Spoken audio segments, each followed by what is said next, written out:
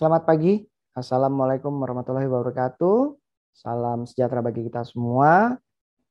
Om Swastiastu, Namo Buddhaya, salam kebajikan. Masih bersama saya di kelas Pendidikan Pancasila. Saya Bintang Andika.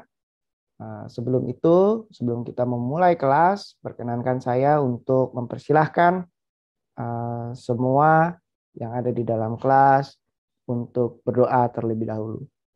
Berdoa dipersilahkan.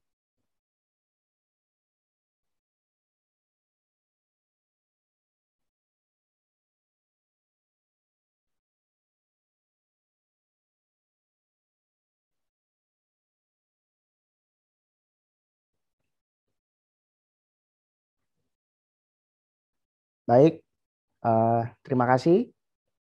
Nah, sebelum saya memulai kelas hari ini, izinkan saya untuk bisa memaparkan kira-kira apa saja yang akan saya bicarakan di pertemuan kali ini. Baik, kali ini kita akan bicara atau membahas tentang Pancasila sebagai ideologi. Nah, apa saja nanti yang kita akan bahas? Kita akan membahas tentang Pancasila sebagai ideologi, kemudian ideologi di dunia. Ya. Ini ada beberapa ideologi yang nanti akan kita bahas. Kemudian ada Pancasila dan agama. Ini kita akan membahas tentang hubungan Pancasila dan agama. Kemudian nanti kita juga membahas beberapa hal yang terkait dengan sikap positif terhadap nilai-nilai Pancasila dan juga nilai Pancasila sebagai ideologi terbuka. Jadi nanti Pancasila sebagai ideologi terbuka yang seperti apa ya? Apakah hanya bisa diikuti oleh orang-orang dulu, ya, orang-orang tua kita, atau kita juga bisa menerapkan Pancasila dengan perkembangan zaman, ya, sesuai dengan perkembangan zaman. Baik, kita bicara tentang ideologi Pancasila. Kita awali dengan ideologi Pancasila. Nah, ideologi Pancasila, bila kita melihat konsepnya, konsep dan landasan Pancasila merupakan konsep dan landasan bagi negara Indonesia. Nah, yang berguna untuk menyatukan bangsa. Jadi dengan adanya Pancasila, ini semua elemen bangsa yang ada di Indonesia ini bisa bersatu. Kemudian menjalankan pemerintahan dan pembuatan perundang-undangan demi mencapai tujuan atau cita-cita bangsa Indonesia. Ya. Nah, hal ini merupakan landasan bagi Pancasila sebagai pedoman atau pandangan hidup bangsa dan negara Indonesia. Pancasila memuat nilai-nilai dasar yang normatif, yang memuat norma-norma mendasar sebagai ukuran dan penentu keabsahan serta penyelenggaraan kehidupan berbangsa dan bernegara. Artinya, Pancasila ini memiliki nilai-nilai atau pokok-pokok pikiran yang sangat normatif, ya, yang mendasari aturan-aturan di segala lini kehidupan. Ya. Yang otomatis Pancasila bila menjadi dasar dari hukum ini sebagai penentu keabsahan dalam implementasi kehidupan berbangsa dan bernegara. Gitu kira-kira. Nah, hal ini adalah suatu konsep di mana Pancasila sebagai ideologi bangsa dan ideologi negara. Nah, barulah kita membicarakan, kalau tadi kita sudah bicara tentang konsep ideologinya, barulah kita bicara tentang apa sih tujuan negara Indonesia. Itu kalau tadi kita bicara tentang tujuan atau cita-cita bangsa Indonesia di dalam ideologi Pancasila. Nah, tujuan negara Indonesia itu apa? Nah, berdasarkan Undang-Undang Dasar Negara Republik Indonesia tahun 1945, bahwa tujuan negara Indonesia pertama adalah melindungi segenap warga negara Indonesia dan tumpah darah Indonesia. Nah, artinya seluruh warga negara Indonesia dimanapun, baik di dalam negeri maupun di luar negeri, dilindungi oleh negara. Dan seluruh tumpah darah artinya seluruh wilayah. Seluruh wilayah artinya dari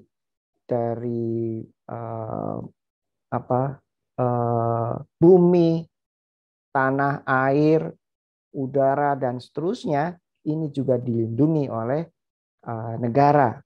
Untuk apa? Untuk semata-mata kemakmuran Indonesia atau kemakmuran rakyat. Nah, yang berikutnya adalah tujuan negara memajukan kesejahteraan umum. Ya. Secara umum bahwa Indonesia atau negara menginginkan semua warga negaranya ini sejahtera. Gitu ya. Nah, yang berikutnya lagi adalah mencerdaskan kehidupan bangsa. Ya, jadi negara benar-benar bertujuan untuk mencerdaskan putra-putra bangsa, ya, di seluruh wilayah Indonesia. Kita tahu bahwa di dalam konstitusi ditetapkan bahwa 20% anggaran belanja negara diprioritaskan untuk pendidikan. Artinya negara betul-betul memandang pendidikan sangat penting guna mencerdaskan kehidupan bangsa kita. Nah, yang berikutnya lagi adalah melaksanakan ketertiban dunia berdasarkan kemerdekaan abadi dan keadilan sosial. Nah, jadi tujuan negara bukan hanya mementingkan diri sendiri, tetapi juga ingin melaksanakan ketertiban dunia berdasarkan kemerdekaan abadi. Artinya kita tidak menginginkan adanya penjajahan maupun intimidasi dari bangsa lain. Dan yang terakhir adalah negara bertujuan untuk memiliki rasa keadilan sosial bagi seluruh rakyat Indonesia. Ya, jadi itulah tujuan negara Indonesia yang berkaitan dengan konsep ideologi Pancasila. Oke. Nah, yang selanjutnya adalah nilai-nilai Pancasila. Nah, ini sebagai ideologi negara, ini ada yang secara objektif dan juga ada secara subjektif. Jadi yang seperti apa? Nah, nilai-nilai Pancasila yang objektif artinya nilai-nilai tersebut ini merupakan makna yang terdalam dan sifatnya sangat abstrak. Ya, sangat abstrak. Dan nilai-nilai ini akan tetap ada sepanjang masa, gitu ya. Dan Pancasila, nilai-nilai Pancasila secara objektif merupakan sumber dari segala sumber hukum. Nah, itu kalau kita bicara tentang nilai-nilai Pancasila secara objektif, ya, bila sebagai ideologi negara. Nah, bagaimana dengan yang nilai-nilai Pancasila secara subjektif sebagai ideologi negara? Nah, pertama adalah nilai-nilai itu berasal dari bangsa Indonesia sendiri, ya. Kemudian sebagai juga pandangan hidup bangsa. Jadi Pancasila ini, nilai-nilai yang ada di dalam Pancasila ini merupakan pandangan hidup bangsa atau pedoman dalam berkehidupan bermasyarakat, berbangsa dan bernegara. Ya. Kemudian ada mengandung nilai kerohanian, ya, seperti nilai kebenaran, kemudian nilai keadilan, kebaikan, kebijaksanaan, etis, estetis, dan juga nilai-nilai religius. Nah, hal ini diintegrasikan secara subjektif ya di dalam Pancasila, sehingga Pancasila bisa dikatakan sebagai ideologi negara. Jadi tidak hanya satu bagian saja yang dilihat atau satu wilayah, satu ciri budaya saja, tetapi semua terintegrasi menjadi satu sehingga nilai-nilai Pancasila yang ada di dalam Pancasila bisa baik secara objektif maupun subjektif sebagai ideologi negara. Ya. Nah, kemudian kalau tadi Pancasila sebagai ideologi negara, kalau Pancasila sebagai dasar negara itu mulai kapan ya? Nah, ini kita lihat dulu nih sejarah Pancasila sebagai dasar negara. Ya, kita tahu bahwa di sidang BPUPKI ya pada tanggal 29 sampai 1 Juni 1945 ini di dalam sidang pertama itu merencanakan segala sesuatu yang menyangkut kemerdekaan Indonesia. Ya. Kemudian ada juga membentuk panitia 9 ya, nanti kita bisa diskusikan setelah saya paparan.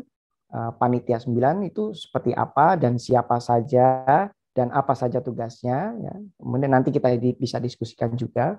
Kemudian juga di periode tanggal itu adalah merumuskan Piagam Jakarta. Kita tahu bahwa Piagam Jakarta juga memiliki andil di dalam perumusan Pancasila. Nah, barulah di tanggal 1 Juni 1945 the Founding Fathers ya Presiden Soekarno menyampaikan pidato gagasan negara atau gagasan dasar negara Pancasila dalam sidang BPUPKI tersebut gitu sebagai penutup. Nah, barulah setelah itu di sidang kedua BPUPKI pada tanggal 10 Juli sampai 16 Juli 1945 ini sidang tersebut merumuskan konsep Undang-Undang Dasar. Jadi kalau tadi sudah kita tahu gagasan dasar negaranya adalah Pancasila di 1 Juni melalui pidato kenegaraannya Bung Karno. Nah, ini di tanggal 10 Juli sampai bukan di pidato kenegaraan tetapi pidato di sidang BPUPKI ya. Nah, di sidang keduanya dengan dasar tadi bahwa semua panitia merumuskan konsep undang-undang dasar. Karena apa? Salah satu pembentukan negara adalah adanya konstitusi. Salah satu syaratnya adalah konstitusi atau undang-undang dasar. Sehingga lengkaplah persyaratan suatu negara gitu ya. Nah, setelah itu apalagi yang dilakukan? Kita tahu proklamasi kemerdekaan tanggal 17 Agustus 1945 ya. Nah, tetapi pada saat itu baru memproklamirkan kemerdekaan. Ya. Belum ada konstitusinya. Belum ada presidennya. Belum ada dasar negara dan seterusnya. Nah, terus bagaimana? Nah, akhirnya digelarlah sidang pertama PPKI ya, tanggal 18 Agustus 1945 sehari setelah proklamasi kemerdekaan yang menetapkan rumusan yang ada di BPUPKI di sidang kedua BPUPKI sebelumnya menetapkan Undang-Undang Dasar 1945. Karena sudah ditetapkan, berarti kita sudah memiliki konstitusi negara, Kemudian yang berikutnya adalah kita harus memiliki kepala negara atau kepala pemerintahan. Pada waktu itu adalah sidang pertama PPKI memilih presiden dan wakil presiden. Ya, dipilihlah Soekarno dan Hatta menjadi presiden dan wakil presiden pertama Republik Indonesia. Kemudian berdirinya KNIP, ya, nanti KNIP apalagi kita bahas. Kemudian, nah secara yuridis Pancasila disahkan sebagai ideologi pada saat sidang pertama PPKI. Nah kemudian apalagi tahapannya? Tahapannya adalah di sidang kedua PPKI pada tanggal 19 Agustus 1945. Karena tadi sudah dibuat konstitusinya, kepala negaranya, dan juga ideologi atau dasar negaranya sudah, maka yang belum adalah pembentukan kementerian. Pada saat itu dibentuklah 12 kementerian. Ya. Dan karena juga salah satu syarat berdirinya suatu negara adalah wilayah, maka dibentuklah 8 provinsi, ya, yang ada di dalam Indonesia. Nah, di sidang yang terakhir, ya, sidang ketiga PPKI di tanggal 22 Agustus 1945, ini dibentuklah Komite Nasional Indonesia. Ya, ini adalah komite ya untuk penyelenggaraan negara. Kemudian dibentuk juga Badan Keamanan Rakyat, kalau dulu namanya BKR, kalau sekarang kita kenal sebagai Tentara Nasional Indonesia atau TNI. Kemudian yang terakhir adalah pembentukan adanya Partai Nasional Indonesia. Nah, itu kita bicara tentang Pancasila sebagai ideologi negara kita. Nah, barulah kita masuk ke dalam bicara yang lebih luas lagi. Ideologi di dunia. Ada ideologi apa saja di dunia? Ya. Nah, saya perkenalkan bahwa ideologi di dunia ada kapitalisme, kemudian ada komunisme, ada liberalisme, ada sosialisme, dan di Indonesia kita punya Pancasila. Nah, ideologi di dunia, ini perspektif ideologi di dunia ya. Ada ideologi kapitalisme. Sebetulnya kapitalisme itu apa ya? Nah, kapitalisme adalah suatu faham yang dianut oleh suatu negara ya, yang mencirikan atau yang menerapkan kegiatan ekonomi ditujukan pada pasar untuk menghasilkan laba. Jadi semata-mata bahwa perekonomian ini terlepas oleh urusan negara. Jadi semua kegiatan ekonomi yang dilakukan ini diuntukkan untuk menghasilkan keuntungan ya atau laba. Nah, negara yang menerapkan kapitalisme ini menganut bebas mengumpulkan kekayaan. Jadi warga negaranya bebas mengumpulkan kekayaan. Dan pemerintah tidak ikut campur dalam pengelolaan sistem ekonomi pasar. Artinya ekonomi dikelola oleh pasar, ya, tidak bukan oleh pemerintah, gitu kira-kira. Nah terus apa lagi? Nah kemudian ada lagi ideologi komunisme. Nah di dalam ideologi komunisme bahwa pemerintahnya menekankan kepemilikan bersama atas alat produksi. Ya.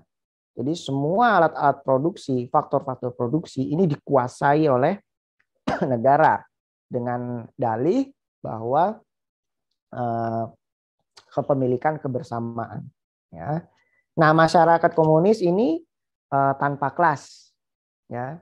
Jadi pemerintah merupakan kelas yang paling tinggi, tetapi di masyarakatnya tidak ada kelas, ya. Tidak ada kelas atau strata sosialnya, tidak ada.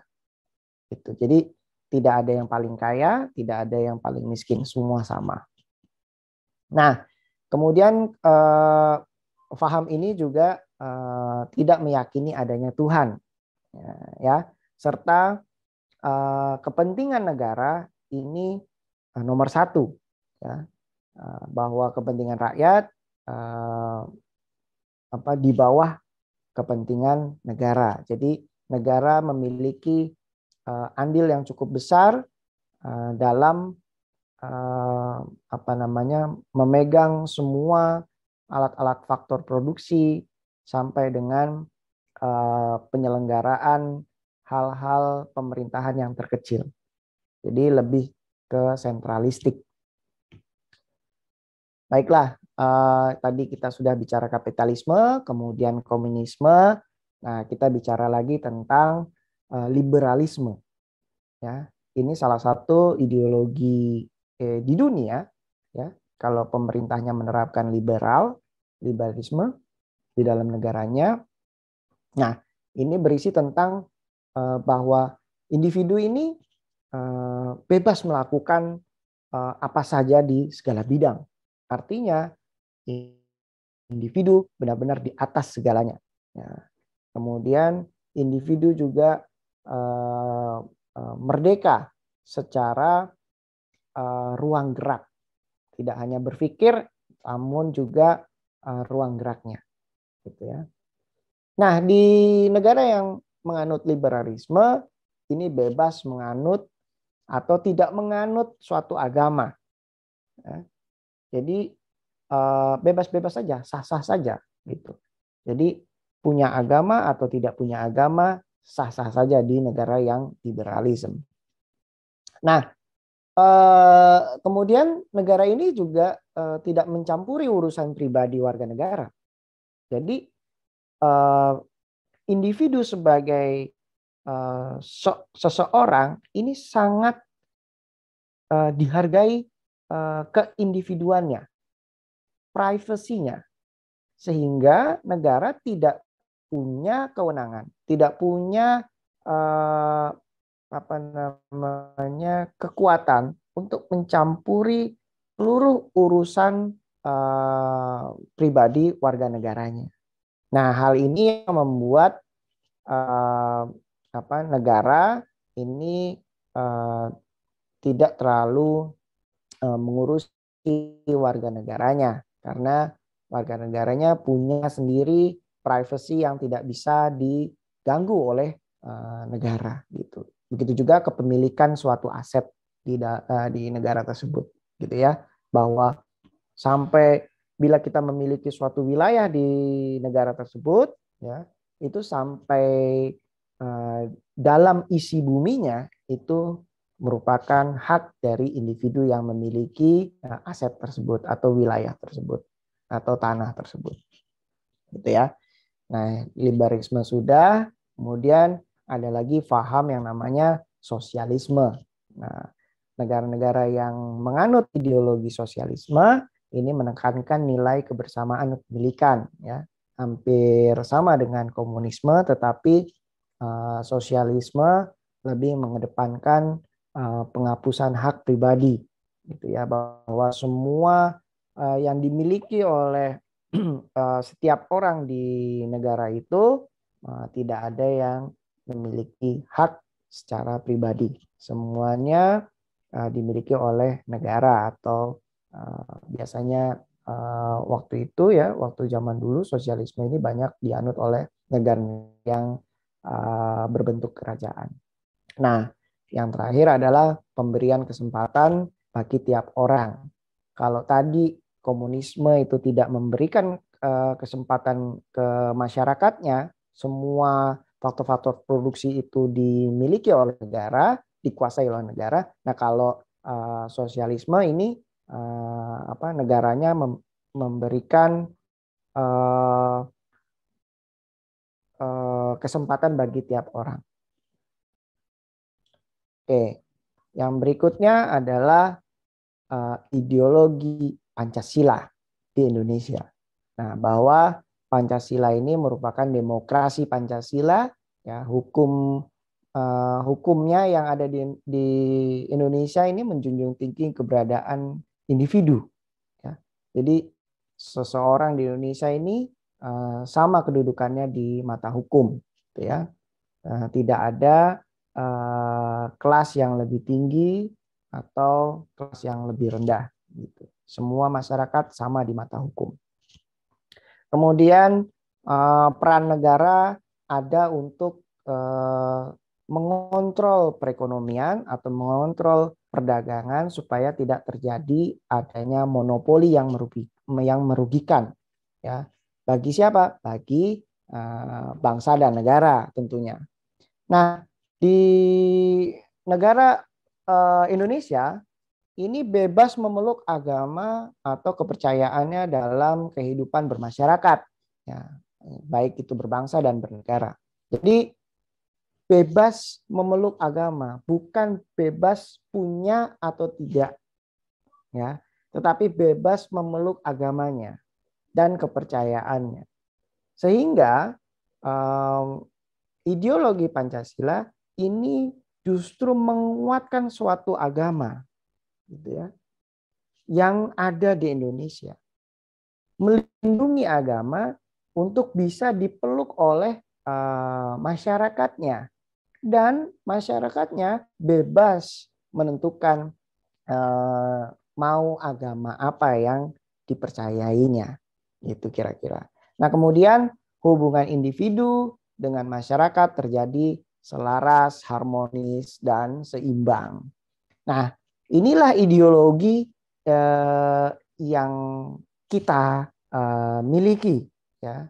Kita hampir sama dengan ideologi-ideologi yang lainnya, tetapi ada kekurangan, ada kelebihannya setiap ideologi di dunia. Tetapi yang kita yakini, ideologi Pancasila merupakan pedoman pandangan bangsa Indonesia di dalam kehidupan bermasyarakat, berbangsa, dan bernegara. Baiklah. Nah, kalau kita tadi bicara tentang agama, nah ini sedikit saya memaparkan tentang agama itu apa ya. Nah, agama itu adalah ajaran atau sistem yang mengatur tata keimanan kepada Tuhan Yang Maha Esa. Ya. Nah, di mana kuasa serta tata kaidah yang berhubungan dengan pergaulan manusia dengan manusia serta lingkungannya. Jadi agama ini mengatur pergaulan manusia dan manusia. Jadi antara manusia dengan manusia satu dengan manusia lainnya, serta manusia dengan lingkungannya, gitu ya. Jadi bukan hanya manusianya saja, tapi dengan lingkungannya, baik itu lingkungan hidup maupun lingkungan yang makhluk hidup maupun makhluk yang mati, gitu ya. Jadi menjaga kelestarian hutan, kemudian menjaga tata krama, menjaga tata perilaku, kemudian menjaga kelestarian suatu tempat dan lain-lain. Ini juga diatur oleh suatu agama, gitu ya. Nah, kemudian kalau tadi bicara tentang agama, kalau Pancasila bagaimana? Nah, kalau Pancasila tadi ya sudah saya sampaikan bahwa Pancasila ini sebagai ideologi dasar negara Indonesia. Nah, ya kalau kita tahu bahwa nama ini terdiri dari Pancasila itu ada dari dua suku kata. Ya. Nah, dari mana? Dari bahasa Sanskerta. Ya. Nah, panca artinya 5, sila artinya prinsip atau asas. Nah, Pancasila merupakan rumusan dan pedoman kehidupan berbangsa dan bernegara bagi seluruh rakyat Indonesia tanpa terkecuali. Nah, ini tadi membahas tentang agama dan Pancasila. Nah, kemudian hubungan Pancasila dengan agama apa? Nah, jadi negara Indonesia ini berdasarkan atas ketuhanan yang Maha Esa. Ya, ada di Pancasila, di sila pertama. Artinya tidak ada tempat bagi ateisme. Jadi tidak ada tempat bagi orang yang tidak memiliki agama, ya, ataupun kepercayaan. Nah, sehingga bangsa Indonesia adalah bangsa yang berketuhanan yang Maha Esa, yang memiliki hak asasi untuk memeluk dan menjalankan ibadah sesuai dengan agama dan kepercayaannya. Sehingga bangsa Indonesia ini justru dilindungi oleh negara dengan adanya Pancasila. Kalian boleh memeluk agama, boleh memilih agama, namun tidak boleh tidak memiliki suatu agama. Gitu ya. Nah, karena begitu homogennya bangsa Indonesia, ya, dengan suku, budaya, bahasa yang berbeda-beda, maka Pancasila, ya, hubungan Pancasila dengan agama ini memberikan toleransi terhadap orang lain. Negara juga memberikan toleransi terhadap rakyatnya dalam menjalankan kegiatan keagamaan di Indonesia, gitu ya. Nah, segala aspek dalam melaksanakan dan menyelenggarakan negara harus sesuai dengan nilai-nilai ketuhanan yang Maha Esa, sesuai dengan Pancasila yang sila pertama, gitu. Ya. Kalau di dalam undang-undang, bukan di dalam undang-undang dasar ya, tetapi di dalam undang-undang yang mengatur tentang sesuatu, itu selalu disebutkan bahwa dengan rahmat Tuhan yang Maha Kuasa, maka dibentuklah suatu perundang-undangan. Jadi hubungan Pancasila dengan agama ini sangat erat sekali. Itu justru saling terintegrasi. Pancasila justru bukan melemahkan suatu agama atau melemahkan suatu kepercayaan. Justru Pancasila melindungi agama tersebut untuk tetap bisa dipeluk oleh masyarakat Indonesia. Baiklah, kalau tadi kita sudah bicara tentang Pancasila dan agama, gitu ya, kita akan bicara apa lagi? Ya, kita akan bicara sikap positif yang seperti apa yang harusnya dimiliki oleh bangsa Indonesia, ya. Dan implementasinya yang seperti apa? Nah, kalau kita lihat dari sila pertama, gini ya, bahwa setiap bangsa Indonesia, ya, setiap warga negara ini harus punya rasa atau sikap toleransi sesama umat beragama. Ya, Kementerian Agama ini memiliki forum, ya, namanya FKUB, ya, yaitu Forum Kerukunan Umat Beragama yang selalu dilakukan periodik di dalam membahas suatu perkembangan bangsa. Ya, anggotanya adalah para ulama, tidak hanya satu agama, tetapi seluruh agama dan kepercayaan yang ada di Indonesia. Nah, itu kalau kita lihat dari sila pertama. Nah, kalau kita lihat dari sila kedua, sikap yang seperti apa yang harus kita miliki? Nah, sikap yang harus dimiliki adalah mengakui harkat dan martabat manusia atau menghargai, menghormati orang lain, ya, bahwa orang lain sama pentingnya dengan kita dan kita sama pentingnya dengan orang lain. Nah, kemudian kalau kita lihat dari sila ketiga, ini kita menempatkan kepentingan bangsa di atas kepentingan pribadi atau suatu golongan. Jadi dengan adanya Persatuan Indonesia, ya, sila Persatuan Indonesia, ini bangsa Indonesia harus menempatkan kepentingan bangsa di atas kepentingan pribadi. Jadi mendahulukan kepentingan umum, ya, baru kepentingan pribadi.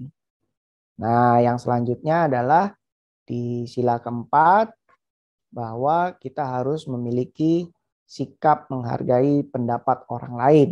Jadi, kalau kita lihat bahwa di sila keempat ini mengutamakan musyawarah untuk mufakat dalam setiap kegiatan perundingan maupun konflik yang ada, ya, diselesaikan melalui cara musyawarah, gitu ya, dan bermufakat untuk satu keputusan. Nah, kemudian kita lihat di sila kelima ini kita harus memiliki sikap yang bisa menghargai hak orang lain. Ya, ini bisa kita lihat bila kita kasih contoh implementasinya adalah bagi yang pedagang kaki lima yang berdagang di atas trotoar, ya, di atas pedestrian. Nah, itu berarti pedagang tersebut tidak bisa menghargai hak orang lain. Gitu. Bahwa pedestrian itu untuk pejalan kaki, bukan untuk berdagang. Misalnya seperti itu. Nah, jadi harus bagaimana? Nah, harus bagaimananya nanti kita diskusikan lebih lanjut. Baik. Nah, sikap-sikap yang tadi saya ilustrasikan, ini sikap yang baik dalam menanggapi dan mengamalkan nilai-nilai yang ada di dalam Pancasila. Yaitu tidak hanya sikap tetapi tindakan yang selalu berpedoman terhadap sila-sila yang ada di dalam Pancasila. Ya. Serta menjunjung tinggi harkat dan martabat manusia. Jadi kita sebagai warga negara tidak boleh merasa paling hebat, paling kuat, paling penting, gitu ya. Karena kita juga harus menghargai hak orang lain, menghargai pendapat orang lain, bisa mentoleransi, bisa mengakui harkat dan martabat manusia, dan menempatkan kepentingan bangsa di atas kepentingan pribadi atau suatu golongan. Nah, hal ini merupakan sikap-sikap positif terhadap nilai-nilai Pancasila. Nah, Pancasila itu sendiri, ya, sebagai dasar negara, kalau kita lihat dari bidang politik, ya, kita bisa menghindarkan praktek-praktek politik yang tidak bermoral, gitu ya. Politik yang tidak bermoral yang bagaimana? Misalnya di dalam pemilu melakukan kecurangan terhadap suara yang diperoleh, atau menyuap panitia pemilu, atau menyuap masyarakat untuk memilih, atau money campaign, atau juga melakukan black campaign, gitu ya. Itu juga tidak sesuai dengan nilai-nilai Pancasila sebagai dasar negara. Nah, di bidang politik bahwa negara menjamin warga negaranya untuk bisa berkumpul, ya, boleh berkumpul dan mengutarakan suatu pendapat. Nah, kalau di bidang hukum bagaimana? Nah, kalau di bidang hukum sebagai dasar negara, nilai-nilai Pancasila di dalam setiap perumusan undang-undang nasional atau lebih sering disebut prolegnas, ya, ini harus memperhatikan aspirasi rakyat. Ya. Jadi program legislasi nasional yang dibahas di DPR, Dewan Perwakilan Rakyat, ini benar-benar harus memperhatikan aspirasi rakyat.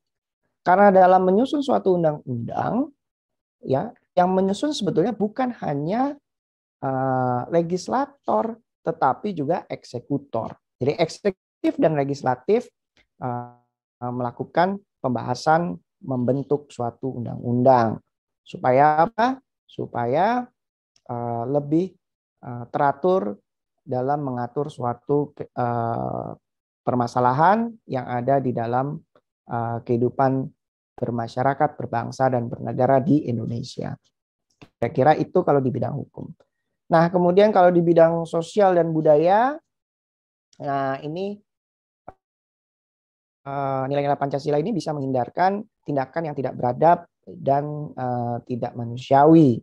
Misalnya kita tahu bahwa kita secara sosial merupakan manusia yang hidup tidak bisa tidak dengan orang lain, tidak bisa hidup sendiri. Bahwa harafiahnya manusia adalah sebagai makhluk sosial dan makhluk Tuhan. Ya, kalau makhluk sosial, bahwa kita membutuhkan bantuan orang lain dan orang lain juga perlu kita bantu bila membutuhkan bantuan. Sehingga nilai-nilai Pancasila yang ada di bidang sosial ini bisa menghindarkan tindakan yang tidak beradab. Apalagi kalau kita bicara tentang budaya. Nah, kita tahu kita memiliki begitu banyak budaya di Indonesia. Begitu ragam budaya di Indonesia. Nah, kalau kita tidak bisa menerapkan nilai-nilai Pancasila sesuai dengan kaidahnya, maka kita bisa berseteru dengan sesama manusia, dengan sesama kolega, gara-gara mempertahankan budaya atau mempertentangkan budaya yang satu dengan yang lainnya. Justru kita harus bisa saling menghargai, mentoleransi keberagaman budaya sesuai dengan semboyan Bhinneka Tunggal Ika. Nah, yang berikutnya adalah di bidang ekonomi, ya, dengan adanya penerapan nilai Pancasila sebagai dasar negara, ini bisa menghindari praktek-praktek monopoli. Jadi di dalam perekonomian, praktek monopoli merupakan sesuatu yang tidak diperbolehkan, gitu ya. Nah, bila menghindari praktek monopoli, maka sebetulnya, gitu ya, yang lebih parahnya kalau kita lihat adalah praktek-praktek monopoli yang mengarah pada perbuatan korupsi, kolusi, dan nepotisme. Ya, kita tahu bahwa Komisi Pemberantasan Korupsi sudah berjuang mati-matian untuk memberantas korupsi di Indonesia. Hal ini bahwa kita nyatakan bahwa nilai-nilai Pancasila harus benar-benar terintegrasi di dalam setiap bidang, ya, baik bidang politik, hukum, sosial, budaya, ekonomi. Nah, sehingga kekuatan bangsa Indonesia ada pada pedoman dan pandangan hidupnya, yaitu Pancasila. Nah, kalau tadi kita sudah bicara tentang berbagai hal, ya, nilai Pancasila sebagai dasar negara. Nah, ini kita akan membahas tentang nilai Pancasila sebagai ideologi terbuka. Ya. Nah, yang bagaimana yang Pancasila dengan hanya 5 sila bisa menjadi ideologi terbuka? Mari kita lihat bersama. Nilai-nilai Pancasila ini merupakan nilai-nilai dasar Pancasila yang bersifat tetap dan tidak boleh berubah. Jadi semua nilai-nilai yang ada di Pancasila tetap dan tidak boleh berubah. Ya. Nah, penjabaran atas makna Pancasila dalam pelaksanaannya dapat disesuaikan dengan kebutuhan dan tantangan nyata yang dihadapi oleh bangsa Indonesia di setiap era, di setiap zaman. Pancasila ini harus dimaknai tidak hanya pemahamannya saja, tetapi juga diimplementasikan. Nah, keterbukaan Pancasila juga terletak pada pengamalan dan pengembangannya dalam kehidupan nyata di dalam masyarakat. Nah, kalau kita lihat bahwa pengamalan dan pengembangan Pancasila itu luar biasa luas sekali, gitu ya. Bahkan sudut pandang Pancasila dalam setiap sila-silanya atau persepsinya ini memberikan ruang besar bagi bidang-bidang yang terkait dengan nilai-nilai Pancasila yang ada, gitu ya. Sehingga nantinya Pancasila ini di setiap silanya ini bisa terakomodir di setiap zaman, gitu ya. Jadi bisa diterima di setiap zaman, tidak hanya hanya di beberapa era saja, tetapi di setiap zaman sampai anak cucu kita nantinya. Nah, dimensinya apa saja ya? Kalau dilihat dari Pancasila ini kok bisa terbuka sebagai ideologi terbuka gitu. Nah, sila-sila di Pancasila ini fleksibel. Jadi bisa luas di segala zaman yang tadi saya bilang. Kemudian realistis. Jadi nilai-nilai yang ada di Pancasila ini sangat realistis dan ada di kehidupan masyarakat di Indonesia. Nah, kemudian ada juga idealis. Nah, idealis ini cita-cita atau harapan masyarakat untuk memiliki kehidupan yang lebih baik lagi, gitu ya. Nah, yang berikutnya adalah normatif. Nah, ini norma-norma yang ada ini bisa diterapkan di setiap peraturan. Artinya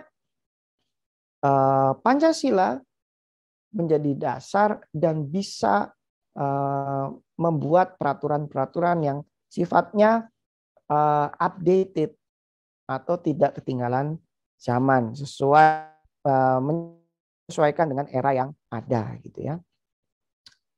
Nah, kemudian kalau tadi kita sudah bicara tentang nilai-nilai Pancasila, dimensinya seperti apa saja, nah barulah kita ingin tahu nih, sebetulnya ya fungsi ideologi Pancasila itu apa saja ya?